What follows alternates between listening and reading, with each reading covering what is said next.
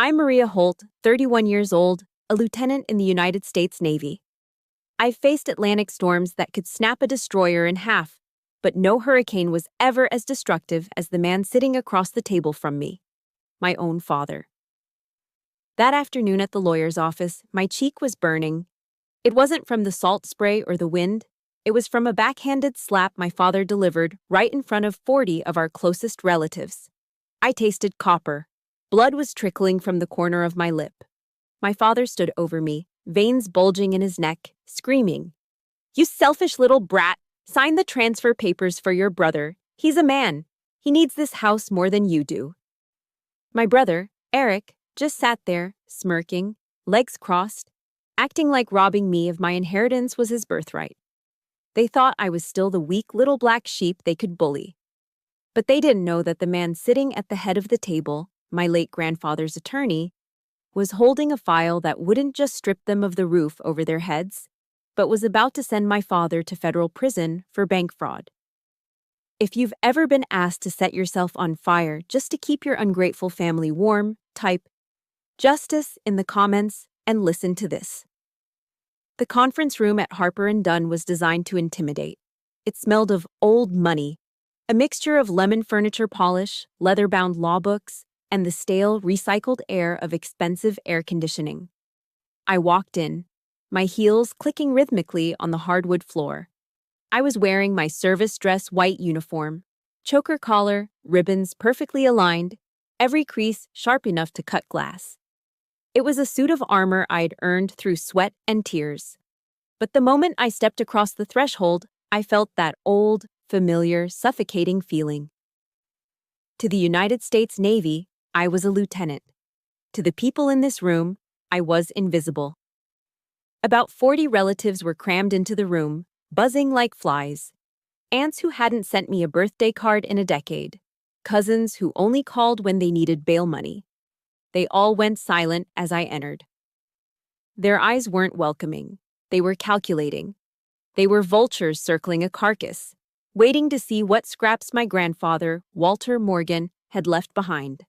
And there, sitting at the head of the mahogany table as if he owned the building, was my father, Robert Holt. He looked like a caricature of a Westport gentleman falling from grace. He was wearing a navy blue blazer that was straining at the buttons and a pair of khakis that had seen better days. Even from 10 feet away, I could smell him. It was a nauseating blend of Old Spice cologne trying desperately to cover up the sour, oaky stench of Jim Beam bourbon. He was already drunk at 2 p.m. on a Tuesday. Next to him sat Eric, my older brother, the golden child. He was 34 years old, wearing a Ralph Lauren polo shirt that I knew he put on my dad's credit card. He didn't even look at me. He was too busy scrolling through his iPhone, looking bored, as if attending his grandfather's will reading was a massive inconvenience to his unemployed schedule. I took the only empty seat, directly across from them. Arthur Callahan, my grandfather's attorney and oldest friend, cleared his throat. He was 70 years old, with eyes like steel traps. "Shall we begin?" Arthur asked, his voice deep and gravelly. "We are here to read the last will and testament of—" "Cut the crap, Arthur," my father interrupted, slamming his hand on the table. The sudden noise made Aunt Linda jump. "We all know the drill. Dad left the house to me. Let's just sign the papers so I can get back to work." Work? I thought. Dad hadn't worked a real day in 5 years. He spent his days driving his leased Ford F-150 around town to keep up appearances. Arthur adjusted his glasses, his expression unreadable. "Robert, please sit down. I don't have time for your billable hours." Dad reached into his jacket pocket and pulled out a crumpled piece of notebook paper. He slid it across the polished table toward me. It looked like something a child had scrawled on. "Sign this, Maria," Dad commanded. He didn't ask. He ordered. I looked down. It was a handwritten note stating that I, Maria Holt, voluntarily relinquished any and all claims to the estate in favor of Eric Holt. I looked up, meeting his bloodshot eyes. "What is this?" "It's a formality," Dad sneered, his lip curling. "You're in the Navy. You have the government taking care of you. You have a cot to sleep on and a mess hall to eat in. You don't need a house in Connecticut. Eric needs it. He's a man. He has a future to build. The sexism was so casual, so practiced, it almost didn't register as an insult. It was just the air we breathed in the Holt house. Eric finally looked up from his phone and gave a small, pitiful shrug, as if to say, "What can you do? I'm just special." "I'm not signing that," I said. My voice was calm, trained by years of shouting commands over the roar of jet engines. "Grandpa wanted me here. I'm waiting for Mr. Callahan to read the will." "You selfish bitch," Dad hissed. The room went deadly silent. "After everything I've done for you, you think you're better than us because of that costume you're wearing?" "It's a uniform, Dad. And yes, I am not signing." He moved faster than I expected for a drunk man. He lunged across the corner of the table. I saw the motion, but I didn't flinch. I wouldn't give him the satisfaction. Crack! His open palm connected hard with the side of my face. The sound echoed off the wood paneling like a gunshot. The force of it knocked me sideways, my chair skidding against the floor. I tasted the hot, metallic tang of blood instantly as my lips split against my teeth. Gasps filled the room. Uncle Bob half rose from his chair but didn't move to help. Eric actually let out a short, sharp laugh. I slowly straightened my chair. I didn't touch my face. I didn't cry. I sat at attention, just like I was taught, staring straight ahead. The stinging sensation on my cheek was unbearable, but the fire in my chest was hotter. "You ungrateful little—" Dad raised his hand again, his face purple with rage. Thump! A massive legal binder hit the heavy table with the force of a gavel. The sound was so loud it stopped my father mid-swing. Arthur Callahan was standing now. He wasn't just an old lawyer anymore, he was a towering figure of judgment. He glared at my father with a look of pure, unadulterated disgust. "Sit down, Robert," Arthur said, his voice dropping to a terrifyingly low register. "Stay out of this, Arthur. She's my daughter. I'll discipline her how I see fit," Dad shouted, trying to regain his composure, adjusting his blazer. Arthur opened the blue folder in front of him. He looked at the blood on my lip, then looked directly at my father. The silence in the room was heavy, suffocating. "Mr. Holt," Arthur said, articulating every syllable with lethal precision. "I strongly suggest you keep your hands to yourself, because you just struck the actual owner of the house you're living in." The stinging sensation on my cheek began to fade into a dull, throbbing ache, but the memory it unlocked was sharper than ever. That slap wasn't an isolated incident, it was the physical punctuation mark on a sentence that had been written since I was 5 years old. Sitting there in that air-conditioned law office, staring at the man who had just struck me, I wasn't seeing the aging alcoholic in a cheap blazer. I was seeing the father who had systematically erased me from his life, one missed milestone at a time. You see, in the Holt household, there were two distinct roles. Eric was the golden child, the fragile prince who needed to be protected from the cruel world. And I was the insurance policy, the backup plan, the one who was low maintenance. It started with the birthdays. I remember my sweet 16 vividly. In Westport, turning 16 is a coronation. Girls in my grade were getting leased Jettas or lavish parties at the country club. I didn't expect a car. I knew we were house poor, living in a mansion we could barely heat. But I expected something. I came home from swim practice that day, hair wet and smelling of chlorine, to find the house dark. Mom was in the kitchen, looking exhausted.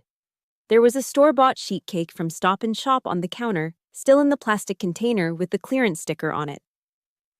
Dad and Eric were in the living room watching the Patriots game. Dad didn't even look up when I walked in. He just yelled, "Maria, keep it down, it's third and long." No happy birthday, no balloons. Just a clearance cake and the flickering light of the TV. Contrast that with Eric. When Eric turned 16, despite having a GPA that started with a decimal point, Dad threw him a catered BBQ in the backyard. He invited half the neighborhood to show off. Eric got a brand new MacBook and a promise of a car if he brought his grades up. He never did.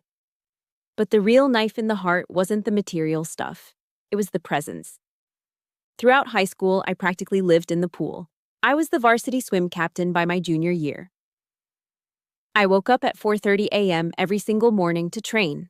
I smelled permanently of chlorine and determination. I broke the state record for the 100-meter butterfly during the regional championships. I remember standing on the podium, the gold medal heavy around my neck, water dripping from my nose. I looked up into the bleachers, searching the sea of parents cheering for their kids. I saw Sarah Miller's dad waving a giant foam finger. I saw the entire Johnson family screaming. I looked for Robert Holt. I looked for that blue blazer. The seat was empty. Again. He had promised he'd be there. But later, I found out why he wasn't. He was at the principal's office. Eric had been caught smoking pot under the bleachers of the football field during gym class. It was his third strike.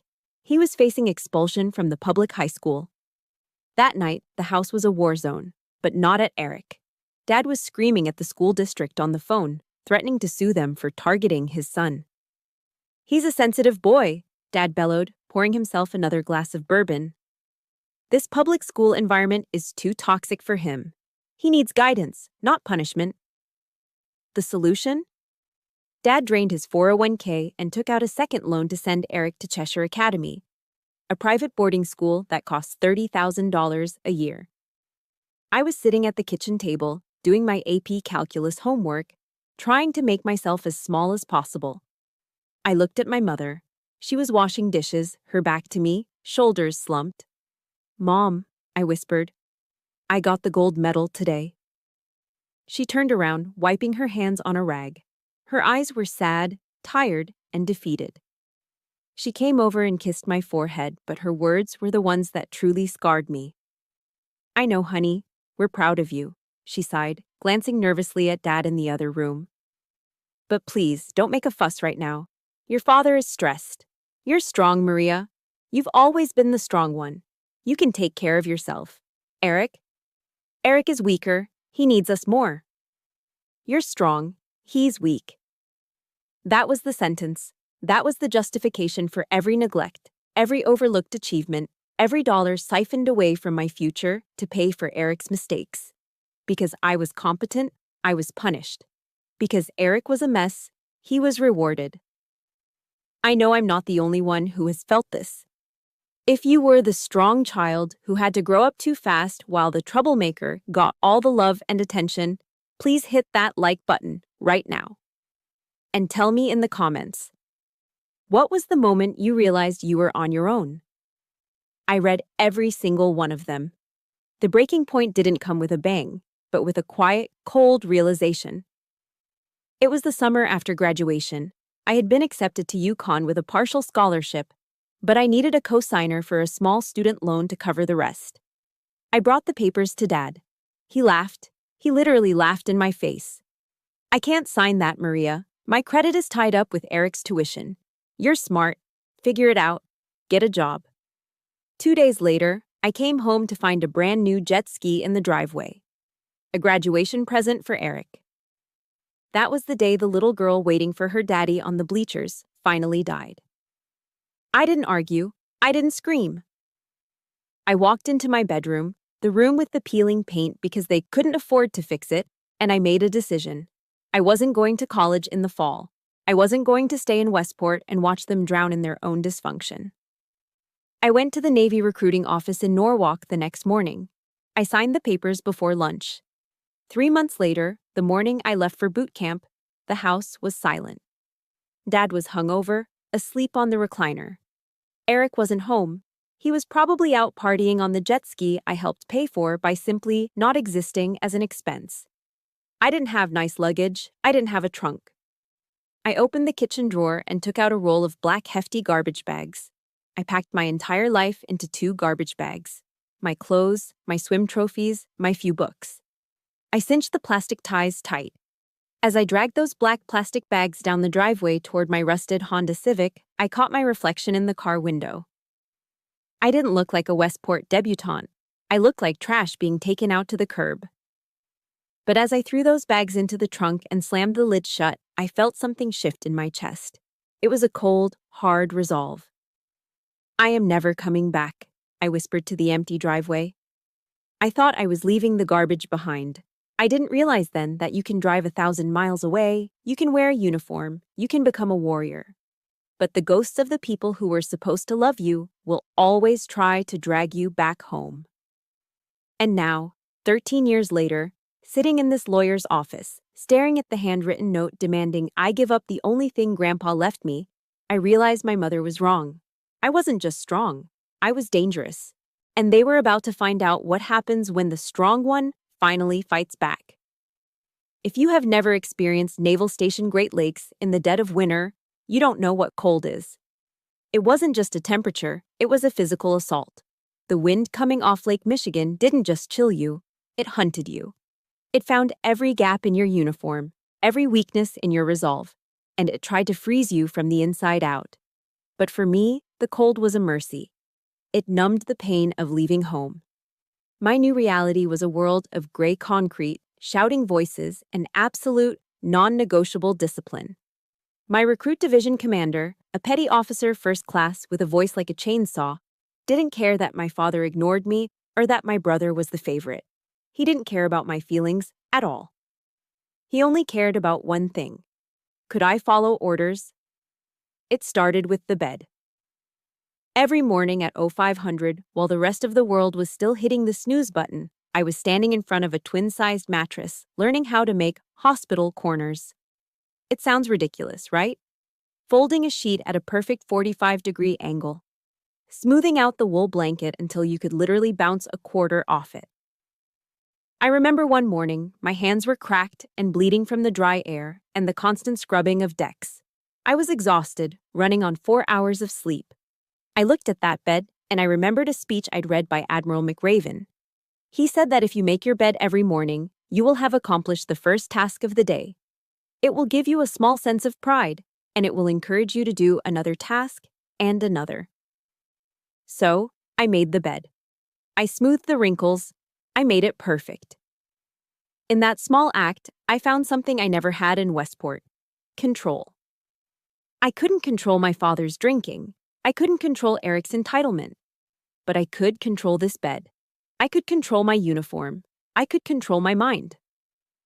While I was crawling through mud pits under barbed wire, gasping for air in the tear gas chamber, and eating MREs, meals ready to eat, that tasted like cardboard and preservatives, my old life was continuing without me.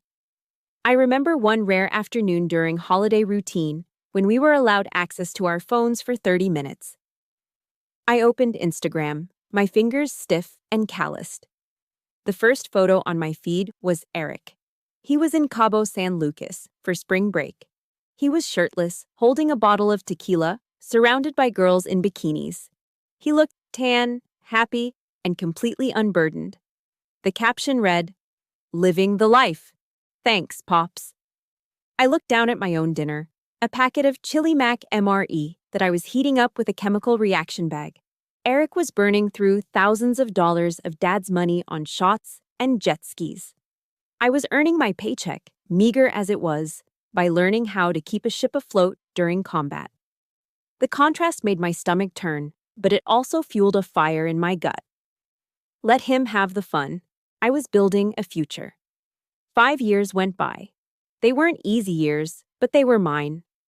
I worked my way up. I went from an enlisted sailor to an officer, earning my commission through sheer grit. I became a lieutenant junior grade. I deployed. I saw the Atlantic, the Mediterranean. I stood watch on the bridge of a destroyer in the middle of the night, looking at stars that seemed brighter than anything in Connecticut. And I did something else. Something that felt better than any party in Cabo. I paid off my student loans. I remember the day I did it. I was sitting in my small, sparsely furnished apartment in Norfolk, Virginia. I logged into the Navient website. The balance was $1,245. I had exactly $1,500 in my checking account. I clicked Submit Payment. The screen flashed, Paid in full.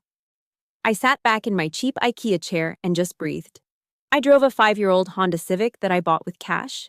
I lived in a 1-bedroom apartment. I owned almost nothing of value by Westport standards. But I owned myself. My name was on the title of my car. My signature was on my lease. I didn't owe Robert Holt a single dime. The phone rang 2 weeks later. I looked at the caller ID. Dad! My heart hammered against my ribs. It had been 5 years. We had spoken maybe twice at Christmas, brief, awkward exchanges. Why was he calling now? A tiny, foolish part of me, the little girl who waited on the bleachers, thought, maybe he just wants to see how I am. Maybe he's proud. Hello? I answered, my voice steady. Maria, how are you, kiddo? His voice was too loud, too cheerful. I could hear the clink of ice in a glass in the background. I'm fine, Dad. I'm a lieutenant now. That's great, that's great. He rushed past my news as if I had said I bought a new pair of shoes. Listen, honey, I'm in a bit of a bind. It's Eric. My stomach dropped. Of course. What happened? Well, you know how the economy is. He's had some bad luck. He got pulled over last night. Some overzealous cop slapped him with a DUI. It's ridiculous, really. He only had a few beers. But the lawyer says we need $5,000 for the retainer and bail, or he's going to spend the weekend in lockup. He paused. I could hear him breathing. I'm a little tapped out right now. Cash flow issues. Dad continued, his voice dropping to a conspiratorial whisper. I know the Navy pays you guys pretty well. Could you wire me the money? I'll pay you back next month, I swear. Silence stretched between Norfolk and Westport. He wasn't calling to ask if I was alive. He wasn't calling to congratulate me on my promotion. He was calling because his golden child had messed up, and he wanted the spare part to pay for the fix. No, I said. Excuse me? No, Dad, I don't have $5,000 for Eric's bail, and even if I did, I wouldn't give it to you. Are you serious? His fake cheer evaporated instantly, replaced by the venom I knew so well. He's your brother. He's sitting in a cell. You're just going to leave him there? You selfish, cold-hearted. He's 33 years old, Dad. Let him sit. I hung up the phone before he could finish the curse word. My hands were shaking, not from fear, but from adrenaline. I felt like I had just cut away a heavy anchor that had been dragging me down for decades. I walked over to my metal locker, a habit from ship life that I kept in my apartment. I opened the door. Taped to the inside, right at eye level, was a small black and white photograph. It wasn't a picture of my parents. It wasn't a picture of Eric. It was a photo of an old man standing next to a 1965 Mustang, smiling with a kind of gentle strength that I missed every single day. My grandfather, Walter Morgan. He was the only one who had ever looked at me and seen a person, not a burden. He was the one who taught me that character is what you do when no one is looking. I touched the photo with my thumb. I held the line, Grandpa, I whispered to the picture. I didn't give in. I didn't know it then, but Grandpa Walter had done a lot more than just leave me with good advice. He had left me a shield. And in a few days, back in that lawyer's office, that shield was about to become a sword. The room was dead silent, save for the heavy breathing of my father, who was still standing with his hand raised, looking at the lawyer with a mixture of shock and drunken defiance. Arthur Callahan stared him down, his eyes cold behind his wire-rimmed glasses. In that suspended moment, staring at Arthur, a man who had been my grandfather's best friend since their days in the VFW hall, the sterile smell of the law office faded away. The coppery taste of blood in my mouth triggered a memory, pulling me out of that room and transporting me back to the only place I had ever felt safe. Suddenly, I wasn't 31. I was 16. I wasn't in a high-rise office. I was in a red vinyl booth at Harry's Diner on the Post Road, a greasy spoon that smelled of bacon grease, old coffee, and comfort. It was our secret ritual. Every Sunday, while Dad was sleeping off a hangover and Mom was nervously cleaning the house for the third time, I would sneak out the back door. Grandpa Walter would be waiting for me in his 1965 Mustang, the engine idling with a low, steady rumble. We wouldn't say much on the drive. Grandpa was a World War II veteran, a man who had seen the Pacific Theater and learned that words were cheap, but actions meant everything. We'd park, walk into the diner, and sit in the same booth near the back.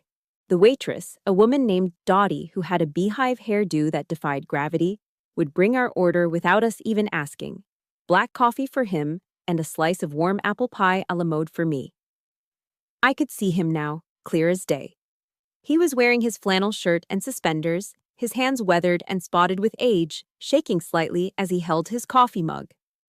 "How are things at the asylum?" he would ask. That was his name for my parents' house.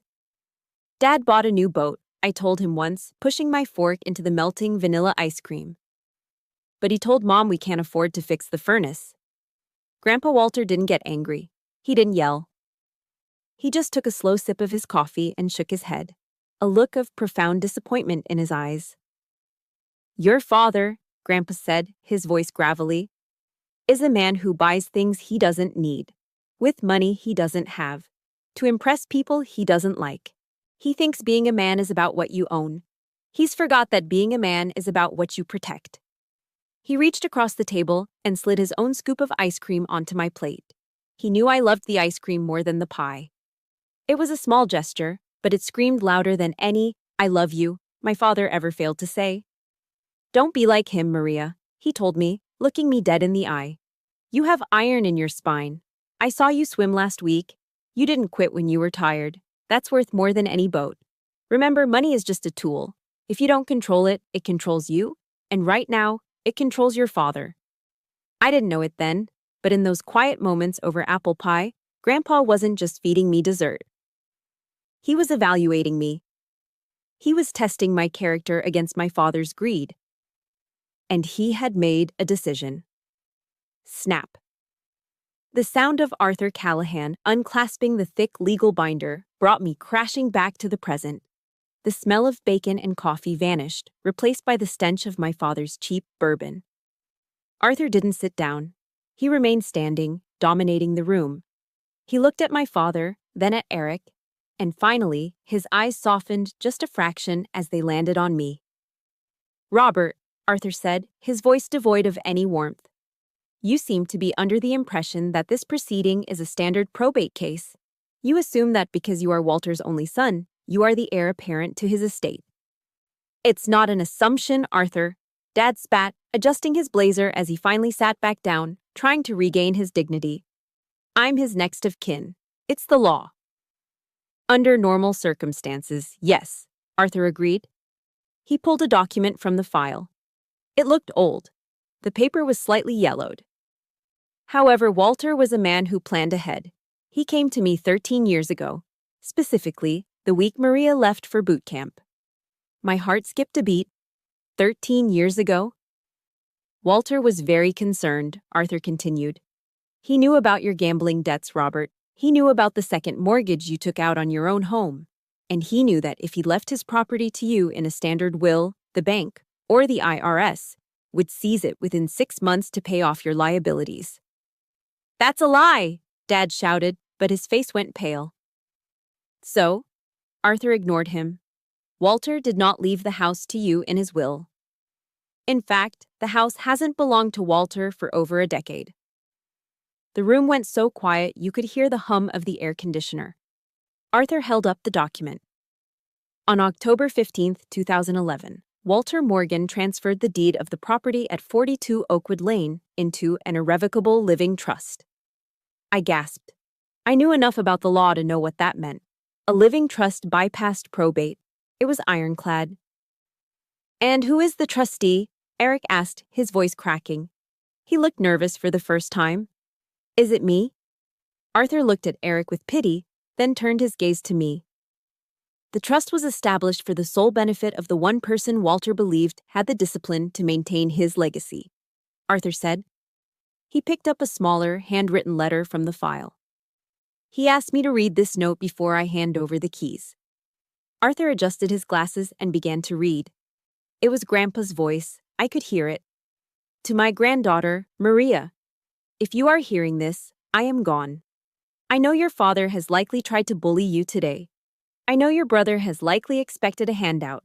I'm sorry I cannot be there to stop them, but I have done the next best thing. I watched you leave for the Navy with nothing but 2 garbage bags, Maria. You didn't ask me for a dime. You stood on your own 2 feet. You are the only person in this bloodline who understands the value of a dollar and the weight of integrity. I didn't leave the house to your father because he would sell it to pay for his mistakes.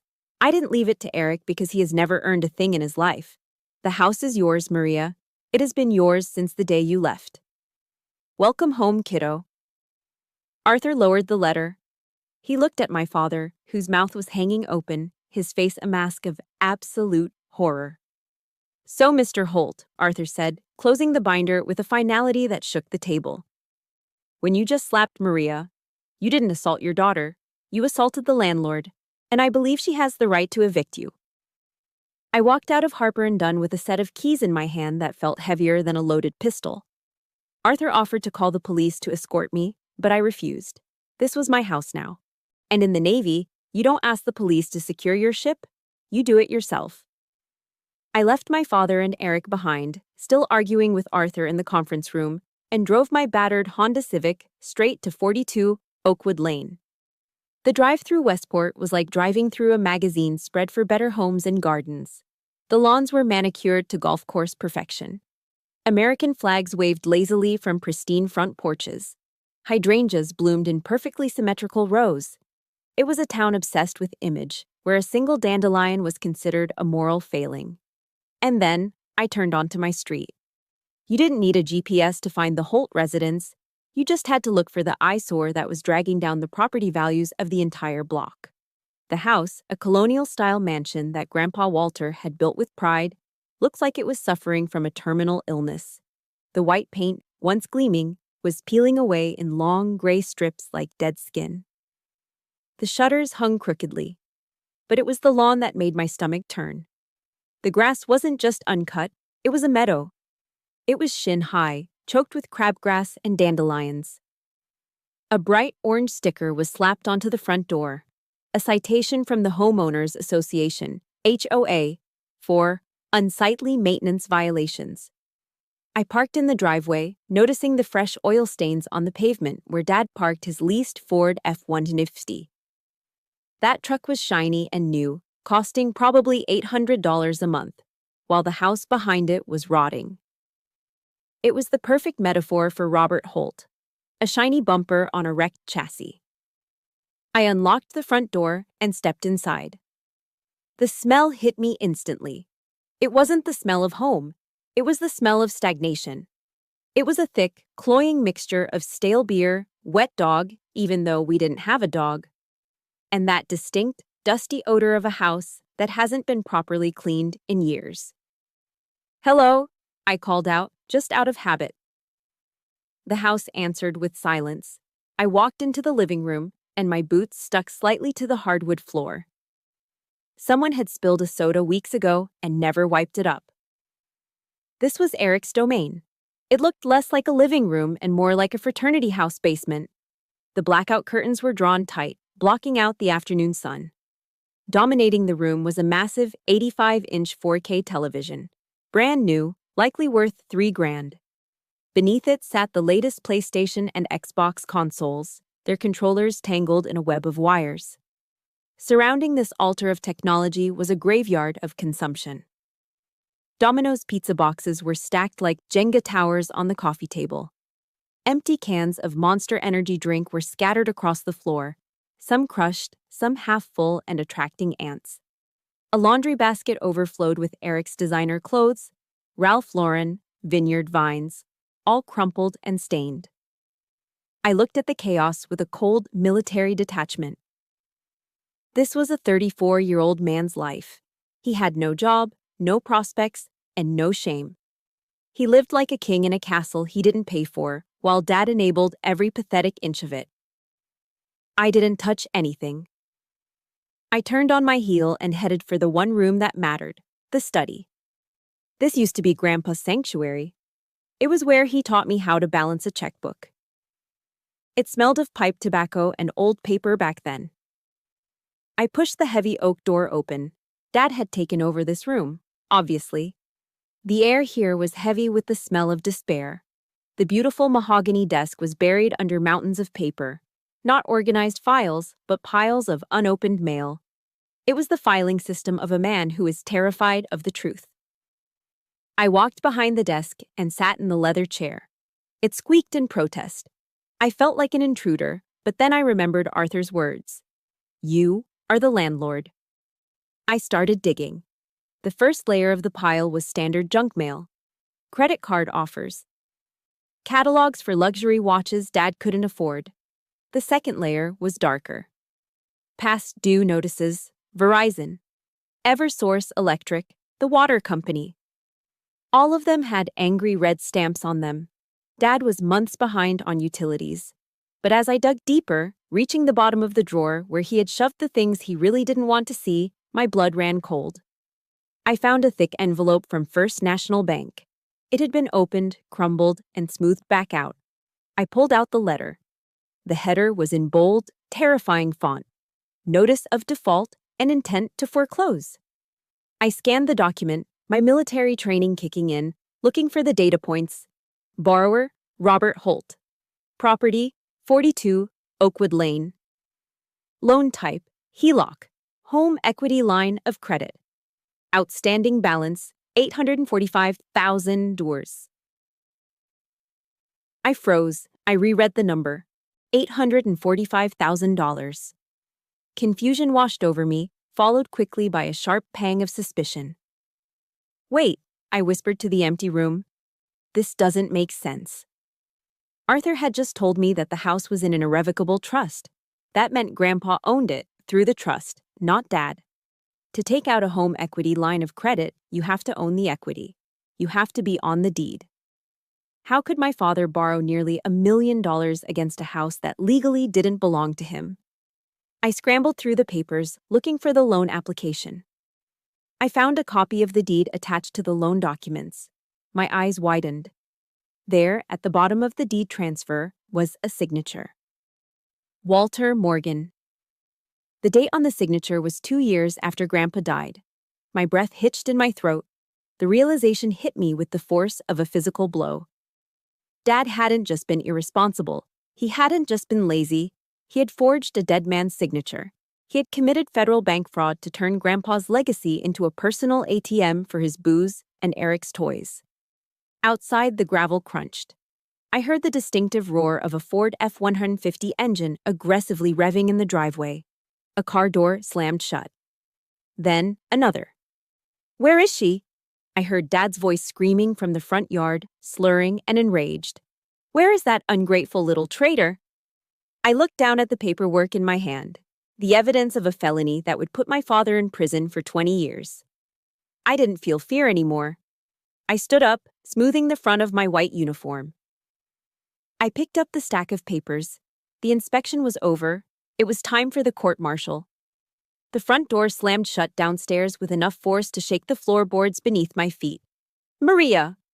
My father's voice roared from the foyer, a slurred, guttural sound that echoed up the staircase. "Get down here. I'm not done with you."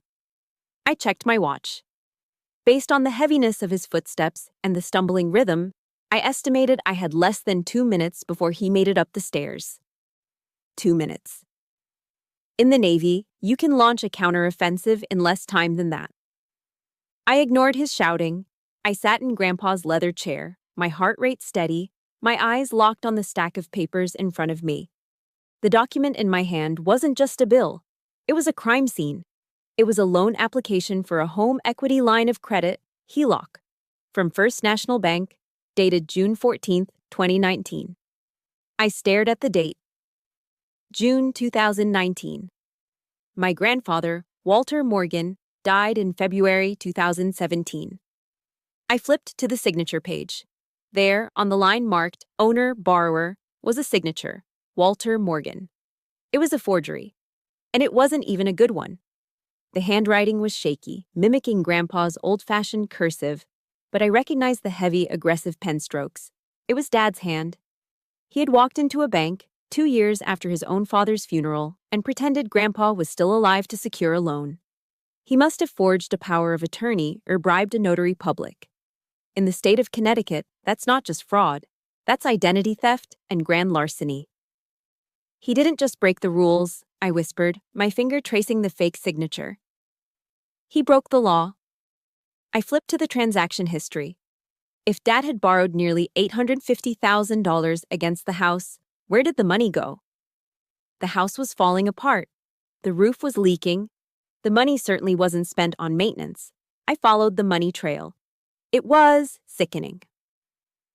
October 2019, wire transfer, $85,000, BMW of Ridgefield. That was Eric's M3, the one he accidentally wrapped around a telephone pole 3 months later.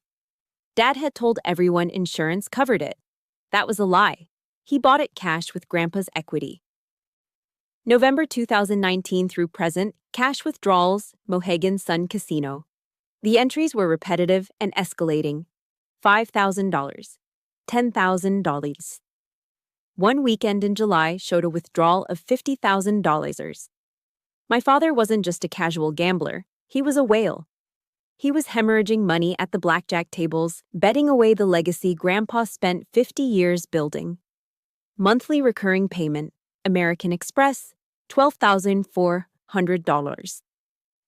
I looked at the reference number. It was linked to a platinum card. The supplementary card holder, Eric Holt. My brother was living a six-figure lifestyle, dinners in New York City, bottle service at clubs, designer clothes, and he was paying for it with the walls of this house. I felt a cold fury rising in my chest, different from the anger I felt earlier. This was clarity. They hadn't just been mean to me, they were criminals. They were parasites who had hollowed out this family from the inside. If I called the FBI right now, Robert Holt wouldn't just be evicted. He would be facing federal charges. Wire fraud alone carries a sentence of up to 20 years. The realization hit me hard. I wasn't just holding a file, I was holding the button to a nuclear option. I could destroy him. I could send my own father to a federal penitentiary where he'd trade his Ralph Lauren blazers for an orange jumpsuit. I know I'm not the only one who has discovered a betrayal like this. It's a terrible feeling when you realize the people who are supposed to protect you are actually the ones stealing from you. If you believe that fraud is unforgivable, especially when it's family, please hit that like button right now. And tell me in the comments, if you found this evidence against your father, would you call the police? Type yes or no. Thump, thump, thump. The footsteps were in the hallway now, heavy, angry. Don't go in there, Dad, she's crazy. That was Eric's voice, high-pitched and whining, close behind him. Shut up, Eric. This is my house. I'll do what I want. The doorknob to the study rattled violently. It was locked. I had turned the latch the moment I walked in. Open this door, Maria, Dad screamed, pounding on the heavy oak wood. Open it or I'll kick it down. I stood up slowly. I didn't rush. I picked up the HELOC application, the bank statements, and the foreclosure notice. I aligned them perfectly in my hand. I took a deep breath. I checked my uniform one last time in the reflection of the window. I wasn't the scared teenager packing garbage bags anymore. I was an officer.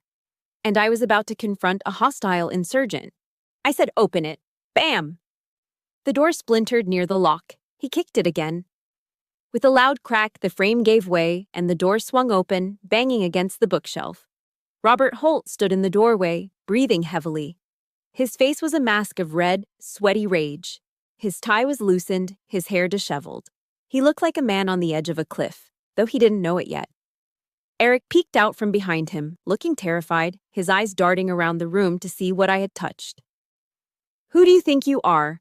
Dad snarled, stepping into the room, his fist clenched at his sides. You think you can just walk in here and lock me out of my own office? You think that piece of paper Arthur read means anything? I am the man of this house. He took a menacing step toward me, raising his finger to point in my face. You are going to sign that deed transfer, Maria. Right now. Or so help me God, I will. You'll what? I interrupted. My voice was dangerously low.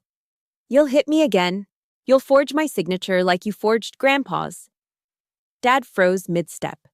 His mouth opened, but no sound came out. Eric went pale. What did you say? I lifted the file in my hand, holding it up like a weapon. I turned the page so the fake signature was facing them. I know everything, Dad, I said, my eyes locking onto his. I know about the HELOC. I know about the $800,000. I know about the casino runs to Mohegan Sun. And I know you committed federal bank fraud to get it. The color drained from my father's face so fast it looked like he was having a stroke. His arrogance evaporated, replaced instantly by the terrified look of a criminal who realizes the cops have arrived. He stammered, his hands shaking. That's not. Arthur calls this a dispute over a will, I said, stepping forward, forcing him to take a step back. But the FBI, they call this a felony. I tossed the file onto the desk. It landed with a heavy thud between us. So, I said, crossing my arms, let's talk about who is really leaving this house today. The air in the room was electric, charged with 30 years of unsaid words and suppressed anger. My father stared at the file on the desk, his face cycling through shades of purple I had never seen before. For a moment, I thought he might actually have a heart attack. But Robert Holt wasn't the type to go out quietly. He was a cornered animal, and cornered animals bite. You think you're so smart, he spat, his voice trembling with a dangerous mix of humiliation and rage. You come back here with your fancy uniform and your high and mighty attitude, checking my books like you're the IRS? I'm checking the books because you stole the house, Dad, I replied, my voice steady, my posture relaxed but ready. I didn't steal anything. I raised you. I put food on your table, he screamed, spit flying from his mouth. And this is how you repay me? By threatening me with jail? He took another step forward. I didn't move. Give me those papers, Maria. No. That one word snapped the last thread of his control. With a roar that sounded more like a growl, he lunged at me. His hand was raised, aiming for my face again, just like at the law office. He wanted to slap the defiance out of me. He wanted to put the little girl back in her place. But the little girl wasn't home. My body moved before my brain even processed the threat. It was muscle memory, drilled into me on the mats at Quantico and the humid gyms of Norfolk. As his arm swung down, I didn't flinch. I stepped inside his guard, intercepting his wrist with my left hand while my right hand clamped down on his elbow. It was a basic joint manipulation technique from the Marine Corps Martial Arts Program, IMCMAPE. Simple, efficient, brutal if necessary. I twisted his wrist outward while driving his elbow upward. The mechanics of the human body are non-negotiable. His center of gravity collapsed. He let out a yelp of pain as I spun him around and slammed him chest first onto the mahogany desk, right on top of the pile of fraudulent loan documents. Ow, my arm, you're breaking my arm, he shrieked, his face pressed against the foreclosure notice. I held him there, applying just enough pressure to keep him immobilized. I leaned down, my mouth inches from his ear. I am not a 16-year-old girl anymore, Robert, I whispered, my voice cold as ice. And I am not a punching bag. If you ever try to touch me again, I won't just hold you down. Do you understand? I released him and shoved him backward. He stumbled, catching himself on the bookshelf, rubbing his wrist, looking at me with wide, terrified eyes. He had never seen me like this. He realized for the first time in his life that he was physically outmatched. You assaulted him, Eric yelled from the corner. He had been cowering by the door, but now that the physical danger was over, he found his courage. I'm calling the cops. You're crazy, Maria. You're a psycho. I turned my gaze to Eric, my brother, the 34-year-old toddler. Go ahead, Eric, I said, pointing to the phone on the desk. Call the police, please. I'm sure they'd love to hear about the BMW you bought with a dead man's money. Eric froze, his mouth opened and closed like a fish out of water.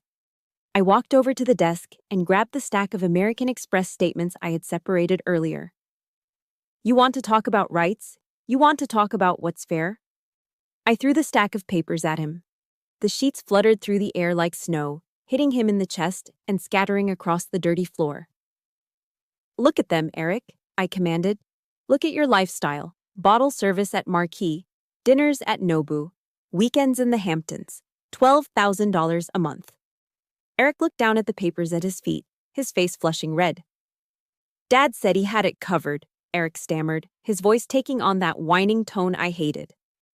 He said it was an investment in my networking. He stole it. I stepped closer to him, backing him against the wall. He stole Grandpa's identity to pay for your delusions of grandeur. You aren't networking, you see, Eric. You're unemployed. You're a parasite. The word hung in the air. Parasite. I'm not. Eric started to protest, tears welling up in his eyes. Yes, you are, I cut him off. You have sucked this family dry. You let Dad commit felonies just so you didn't have to get a job at Starbucks. You watched him drown, and you just asked for more water. I turned back to my father, who was still rubbing his wrist, looking old and defeated. The bluster was gone. The rage was gone. All that was left was a pathetic, scared man who knew the game was over. And you, I said to him, you aren't the landlord. You aren't the patriarch. You're a fraud. You have spent your entire life trying to look rich instead of being a good father. I walked over to the broken door frame and pointed into the hallway. Grandpa Walter used to read the Bible to me on Sundays, I said, my voice softening just a fraction, not out of kindness, but out of solemnity. Do you remember his favorite verse, Dad? Galatians 6:7. My father looked at the floor, refusing to meet my eyes. Do not be deceived. God is not mocked, for whatever one sows, that will he also reap. I let the words sink in. You sowed neglect, Dad. You sowed abuse. You sowed lies and greed. And now? I gestured around the rotting room, at the foreclosure notice, at his terrified son. Now you are reaping the harvest. Maria, please, Dad whispered, his voice cracking. We have nowhere to go. The credit cards are maxed out. They'll take the truck next week. That sounds like a you problem, I said. Not a me problem. I checked my watch. It is 4:30 p.m. I am the trustee of the Walter Morgan estate. I am revoking your permission to occupy this property, effective immediately. You can't do that, Eric squeaked. I can, I said, pulling my phone out of my pocket. I can have the sheriff here in 10 minutes to remove trespassers. And while he's here, I can hand him this file on the bank fraud. I held up the phone. Your choice, leave on your own feet or leave in handcuffs. The silence lasted for 5 seconds, but it felt like an hour. Then, without a word, my father pushed himself off the bookshelf. He didn't look at Eric. He didn't look at me. He just walked out of the room, his shoulders slumped, a broken man. Eric looked at me, then at the scattered papers, then at his father's retreating back. You're a bitch, Maria, he muttered, grabbing his car keys. Maybe, I said, watching him scurry out the door.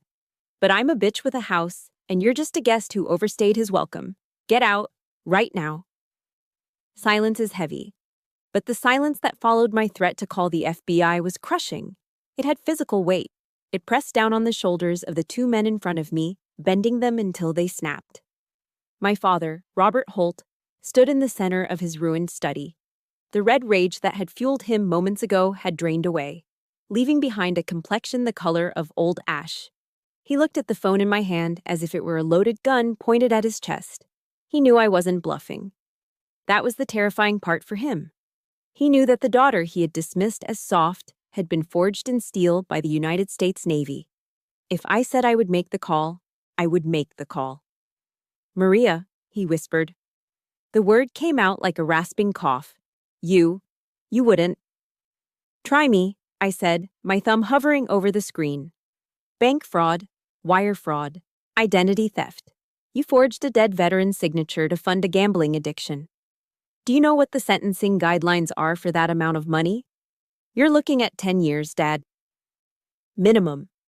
You won't be going to a nice, club-fed, white-collar resort. You'll be in federal prison. I took a step forward. And the neighbors? Oh, they'll see it all. I won't let you sneak out the back. When the agents come, they'll park right out front. Mrs. Higgins next door will see you in handcuffs. That was the dagger. For a narcissist like my father, prison was scary, but public humiliation was fatal. His knees actually gave out. It wasn't theatrical. It was a total mechanical failure of his body. He stumbled back and collapsed, not into a chair, but onto the dusty hardwood floor. He slumped against the filing cabinet, his legs splayed out in front of him. And then, Robert Holt, the man who terrified me for my entire childhood, began to cry. It wasn't a dignified weep. It was an ugly, heaving sob. Snot ran from his nose. He clutched his chest. I can't go to jail, he blubbered, wiping his face with his sleeve. I'm 62 years old. I have high blood pressure. They'll kill me in there. Maria, please. I'm your father. I looked down at him. I waited for an apology. I waited for him to say, I'm sorry I stole from you. I'm sorry I hit you. But it never came. He was crying for himself. He was mourning his reputation, his comfort, his freedom. He wasn't sorry he did it. He was sorry he got caught. You should have thought about your blood pressure before you drove to Mohegan Sun with Grandpa's equity, I said coldly. But the real horror show was just beginning.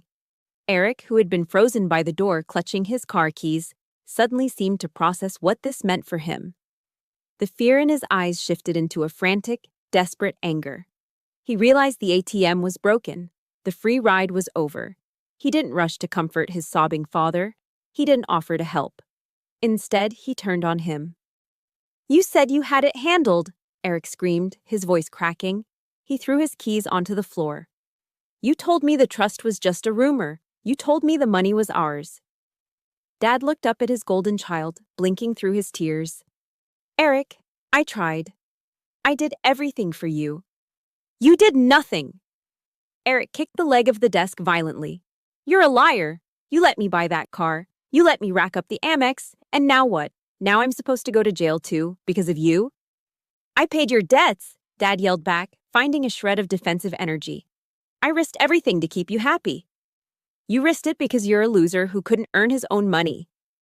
Eric spat the words out like poison.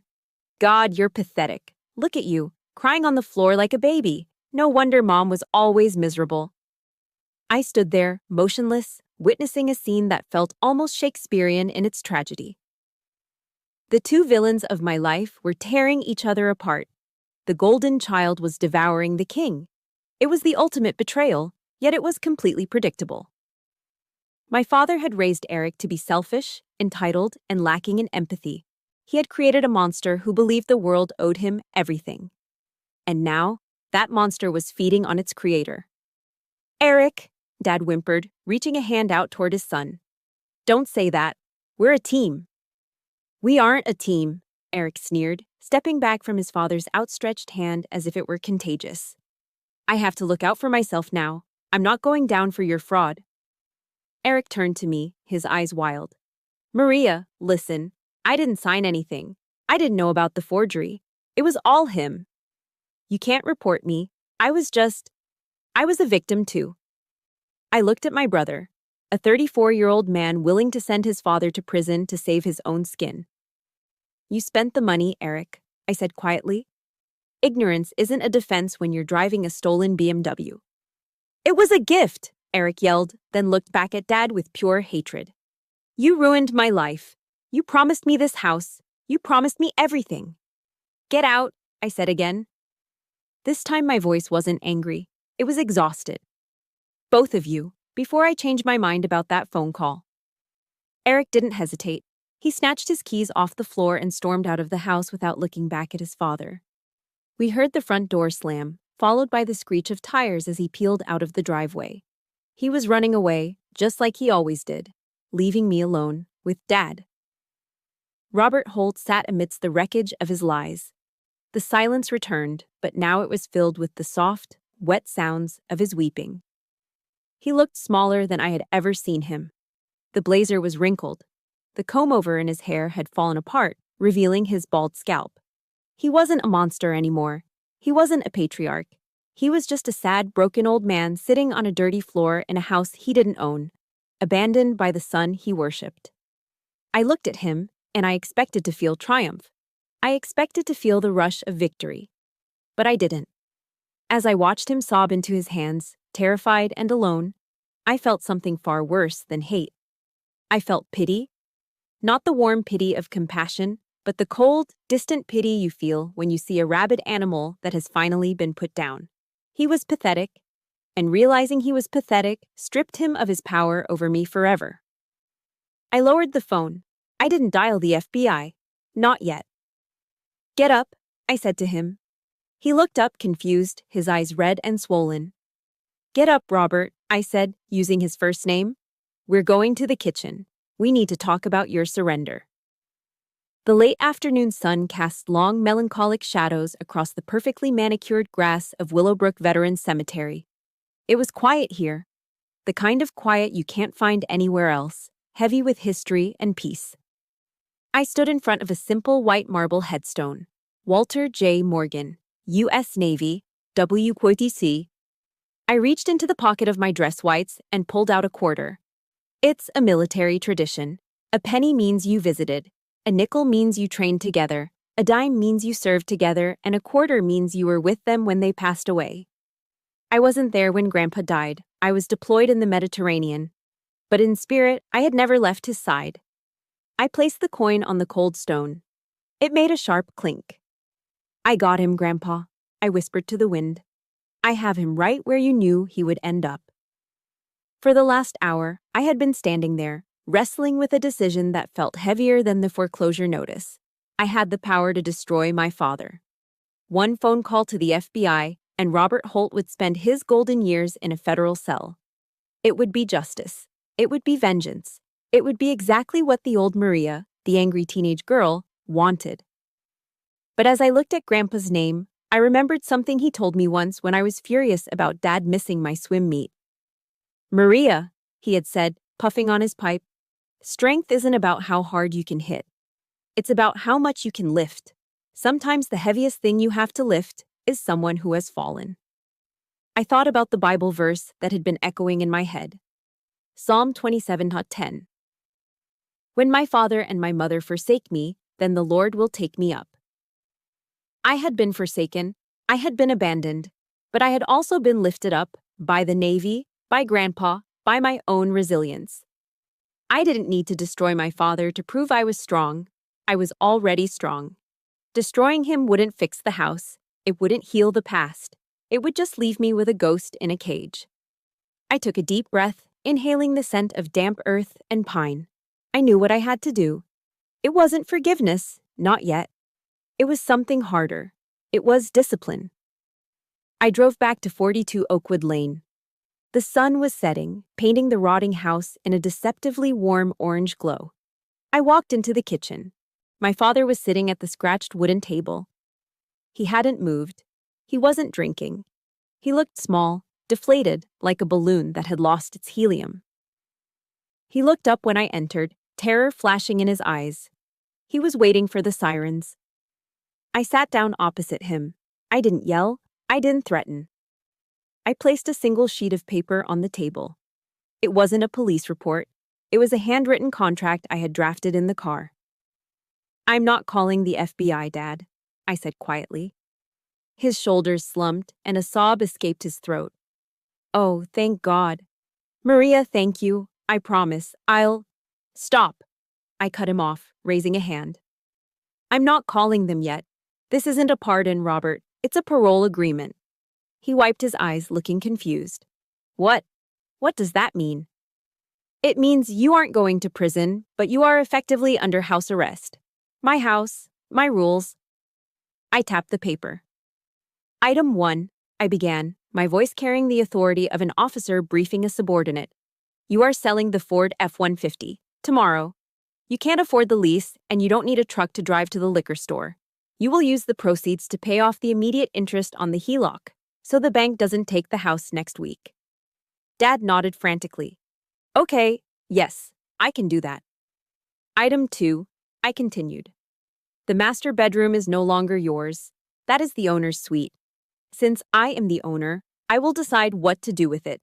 You are moving your things into the downstairs guest room. It's smaller, but it's warm. It's more than you deserve. He flinched, his pride taking a hit, but he didn't argue. Item 3, I said, leaning in. You need a job. A job? He blinked. Maria, I'm 62. I haven't worked in. I don't care, I said. You have hands, you have feet. Walmart is hiring greeters. Home Depot needs stalkers. You are going to get a minimum wage job, and every single paycheck will be garnished by me to pay back the equity you stole from this estate. But what will people say? He whispered, the old vanity creeping back in. They'll say you're an honest man trying to fix his mistakes, I countered. Or they can say you're a felon in federal prison. Pick one. He lowered his head. I'll get a job. Good, I sat back. And finally, Eric, Dad looked up, hope flickering in his eyes.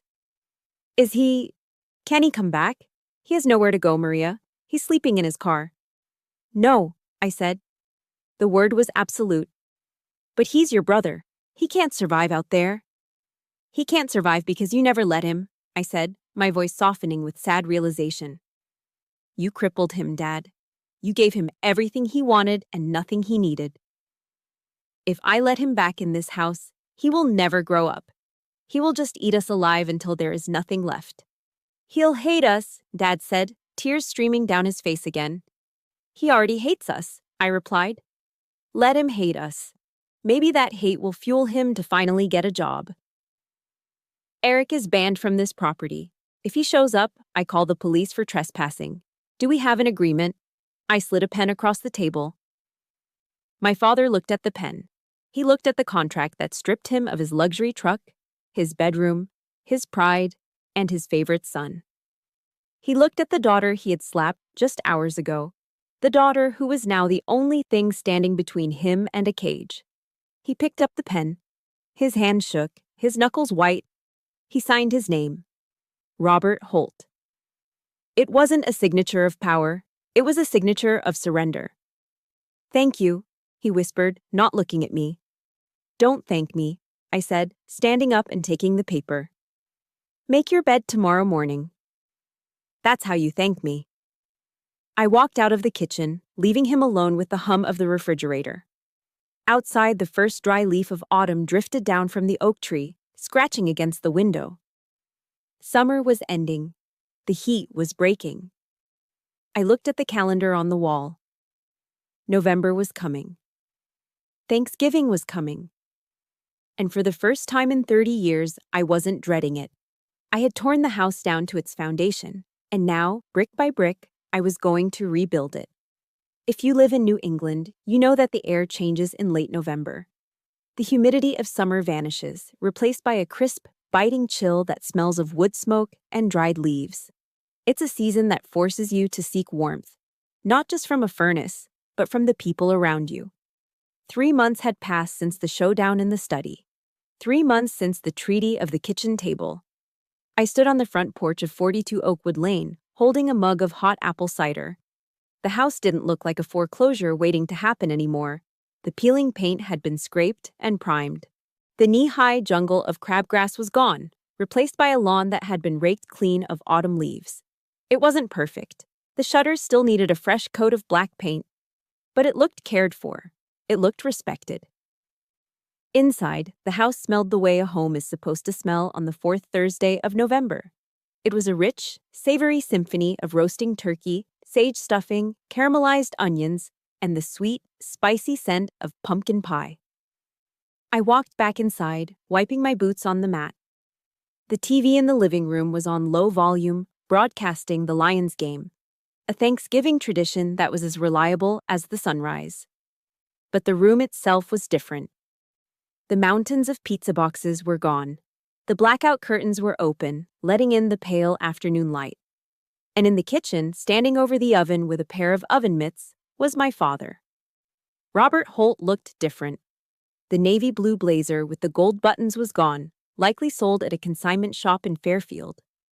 He was wearing a simple flannel shirt tucked into a pair of Levi's that were a little loose around the waist. He had lost weight. He looked tired, yes. There were dark circles under his eyes, but he also looked solid. Hey, he said, pulling the 20-pound bird out of the oven. Steam billowed up, fogging his glasses. Check the temperature on this for me, will you? My eyes aren't what they used to be. Sure, Dad, I said, grabbing the meat thermometer. My back is killing me, he groaned. But there was a strange note of pride in his voice. We had a double truck shipment at the store yesterday, Black Friday prep. I hauled 50 cases of flat-screen TVs before lunch. Walmart keeps you busy, I said, checking the turkey. It's perfectly cooked, 165 degrees. Yeah, well, he wiped his hands on a dish towel. The manager, distinct kid named Jason, said I'm the only one who actually greets customers like they're human beings. Might make me a shift lead next month. It's an extra $1.50 an hour. I looked at him. 3 months ago, this man thought manual labor was beneath him. He thought an hourly wage was an insult. Now, he was bragging about a potential promotion at Walmart. He was working 40 hours a week, standing on concrete floors, earning his keep. He paid me rent every Friday, cash, to cover his share of the utilities and the debt he owed the estate. It wasn't a lot of money, but it was honest money. "Let's eat," I said. We sat at the dining room table. It wasn't set with the fancy china. We didn't need to impress anyone today. Just simple plates, the turkey, a bowl of mashed potatoes, and a can of jellied cranberry sauce because that was the only kind Dad liked. Dad picked up the carving knife. His hands, once soft and manicured, were rough now. He sliced the meat with a focus I hadn't seen in years. He poured us both a glass of iced tea. He had been sober for 88 days. "Maria," he said, putting the knife down. He didn't look at his food. He looked at me. His eyes were clear, free of the glassy haze of bourbon. "Yeah, Dad." "I want to say grace," he said. We bowed our heads. "Lord," he began, his voice raspy. "Thank you for this food. Thank you for this roof." He paused, swallowing hard. "And thank you for my daughter. Thank you for giving her the strength to stop me when I couldn't stop myself. I'm sorry, Maria, for everything. For the lost years. For the fraud. For not being the father you deserved." The silence that followed wasn't heavy like it used to be. It was peaceful. "Thank you, Dad," I whispered. "I forgive you." And I meant it. I didn't forget, but I forgave. Because looking at him now, I realized that my grandfather was right. People can change, but sometimes they need to hit the ground hard enough to break the shell they've built around themselves. Just then, headlights swept across the dining room window. I stood up and walked to the window. A battered, 10-year-old Toyota Corolla was pulling into the driveway. It had a dent in the rear bumper, and the muffler was hanging a little low. It was an ugly car. But the man stepping out of it wasn't the golden child in a Ralph Lauren polo. Eric was wearing a gray mechanic's jumpsuit with a patch that said Mike's Auto Body on the chest. His hands were stained with grease that no amount of scrubbing could fully remove, the mark of a working man. He looked thinner, too. The softness in his face was gone, replaced by a leaner, hungrier look. He reached into the back seat and pulled out a white bakery box. "He came," Dad said, standing behind me, his voice trembling slightly. "I told him he could come for dinner," I said, watching my brother walk up the path. "On one condition. He had to drive a car he paid for, wearing clothes he bought, bringing food he purchased with his own money." Eric stopped at the front door. He looked nervous. He adjusted his collar, took a deep breath, and knocked. I opened the door. My brother looked at me. There was no arrogance left in his eyes, just a quiet, tentative hope. "Hey, Maria," he said, holding up the box. "I brought an apple pie. It's not homemade, but I bought it, with my paycheck." "Apple pie is perfect," I said, stepping aside. "Come in, Eric. Dinner is ready."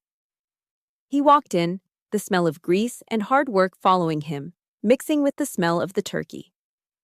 He saw Dad standing in the hallway. They looked at each other, two men who had lost their fake kingdom but found their real footing. "Hey, Dad," Eric said softly. "I like the flannel." "Hey, son," Dad smiled, a genuine, crinkly-eyed smile. "I like the jumpsuit. Suits you." As I watched them walk into the dining room together, talking about Eric's new job fixing transmissions, I felt a warmth spread through my chest that had nothing to do with the heating system. I walked over to the mantel above the fireplace. There, in the center, was the framed photo of Grandpa Walter standing next to his Mustang. I touched the frame one last time. For years, I thought the inheritance was the house. I thought the legacy was the $14 million in assets the lawyer had mentioned. But I was wrong. The money was just paper. The house was just wood and stone. The real inheritance was this moment. It was the ability to take a broken, toxic mess and forge it into something real. It was the lesson that love isn't about enabling people to be weak. It's about challenging them to be strong. "We made it, Grandpa," I whispered. "We finally cleaned the house." I turned around and walked into the dining room to join my family. Not the family I was born into, but the family I had built. Looking back, I realized that the hardest battles aren't fought on the ocean, but at our own kitchen tables. We are often taught that loving our family means saying yes to every request. But I learned that true love is brave enough to say no. By cutting off the financial lifeline, I didn't hurt my father and brother. I gave them back their dignity. If you are enabling a loved one's bad behavior out of guilt, remember this. You aren't helping them swim, you are just prolonging the drowning. The greatest inheritance isn't the check you leave behind, it is the character you build in the people you love. I know my story had a redemption arc, but I also know many of you are still in the trenches, fighting to set boundaries with toxic family members. I want to hear your voice. Do you think I did the right thing by forcing my elderly father to work at Walmart, or was I too harsh? Let me know your honest thoughts in the comments below. And if this story gave you the courage to finally stand up for yourself, please hit that like button and subscribe to the channel. Let's build a community where justice and self-respect always win. Until next time, stay strong.